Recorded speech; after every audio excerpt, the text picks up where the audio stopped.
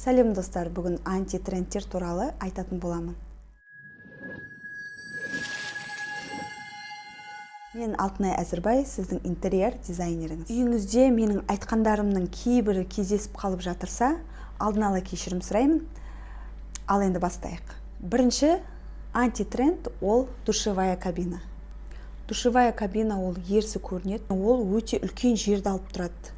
Одан да әйнекті перегородка мен керамограниттен арнайы суағар жасап, міне ол суреттегідей жасасаңыз, ол әдемі көрінеді және арзан шығады. Келесі антитренд ол классикалық стильді өте көп пайдалану. Мысалы, суреттерден қараңыз, сіз өзіңіздің кішкентай квартираңызды қымбат қылып көрсетем деп, лепниналарды, молдингтері өте көп жабыстырып, сіз үйіңізді қымбат көрсетудің орнына музей құсатып жібересіңіз.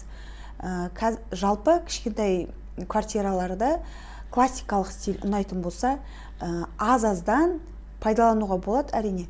Аз-аздан тек в меру дейді ғой, керекті жерлерге ғана пайдаланған жөн болады. Келесі антитрендке тоқталсақ, ол потолоктар. Қараңыз, оюланған, неше түрлі формадағы потолоктар. Ондай потолоктар прям антитрендтің антитренді. Потологыңызды қанша тегіс болса, ол қымбат көрінеді.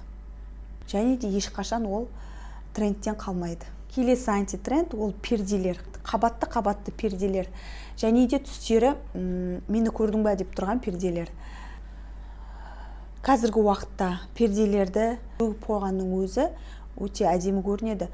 Классикалық стильдер ұнаса, ондай қабат болмаса да, кейбір детальдармен әрлеуіңізге болады. Келесі антитрендке тоқталсақ, ол фотообойлар. Фотообойлардың именно үлкен форматтағы суреттер, мысалы, түнгі қала және үлкен розалар сияқты, олар үйіңізді өте ерсі қылып көрсетеді. Қазір неше түрлі декоративный обойлар шығып жатыр. Орнына соларды пайдалансаңыз болады. Узорлары кішкентайлау келген. Үлкен форматтағы осындай фотообойлар, олар трендте де болған жоқ. Бұндай фотообойлар үйіңізді өте арзан қылып көрсетеді. Келесі тоқталатыным ол венецианская штукатурка. Жалпақ тілмен айтқанда декоративный штукатуркалер беті жылтыраған. Олар да қазір антитрендте. Және келесі тоқталатыным ол интерьерде өте көп түсті пайдалану. Қазір енді неше түрлі әдемі инстаграмда интерьерлер бар. Оның бәрі, мысалы, бір суреттен ана ұнады, бір суреттен мына ұнады деп көзіңізге көрінген әдемінің бәрін бір бөлмеге жинап қойсаңыз, ол үйде өзіңіз демала алмайсыңыз. Оның үстіне сіз дизайнерсіз ремонтты өзіңіз жасайтын болсаңыз, бір-біріне жақын бір тондағы түстерді пайдаланғаныңыз жақсы. Сол себепті 3-4 түстен артық түсті пайдаланбаңыз. Жалпы үйіңізде жөндеу жасаған кезде кіріп келгенде, мысалы, визуально бір зат көзге түсіп тұру керек. Барлығы қалған заттарды соның теніне қалдыру керек. Келесі антитрендке тоқталсақ, ол кішкентай форматтағы плиткалар. Олар енді әлі күнге дейін құрылыс материалдары сатылатын жерлерде сатылады. 20-30 форматтар, және де оның бетіндегі узорлар толқындалып келген деген сияқты, бетіне гүл шығып тұрған, оның бәрі сіздің интерьеріңізде бүлдіріп жібереді. Осы видео арқылы барлығы болмаса да кейбір антитрендтерді айттым.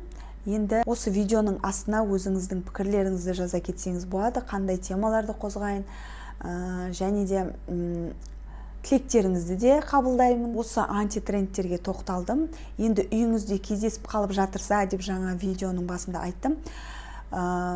Ол антитренд екен деп трендтің артынан қумай, ол өзіңізге ұнап тұрса, ол әрине өзіңіздің үйіңіз.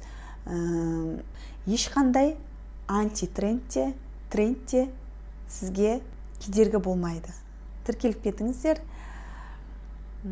Тағы да көп ақпаратпен бөлісетін боламын. Келесі кездескенше сау болыңыз.